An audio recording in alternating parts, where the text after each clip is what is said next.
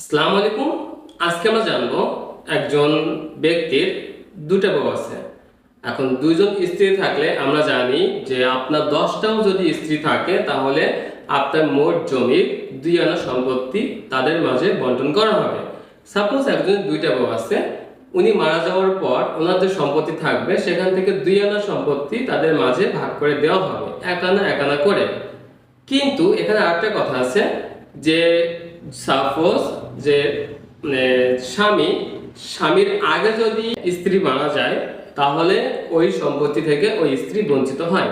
Suppose একজনের দুটা স্ত্রী, তার প্রথম স্ত্রী তার আগে মারা গেল, মানে স্বামীর আগে স্ত্রী মারা গেল, তাহলে ওই 2 আনা সম্পত্তি দ্বিতীয় পক্ষ সম্পূর্ণটাই পাবে। আবার যদি দ্বিতীয় পক্ষ আগে মারা যায় তাহলে ওই 2 আনা যে বেঁচে থাকবে সেই পাবে।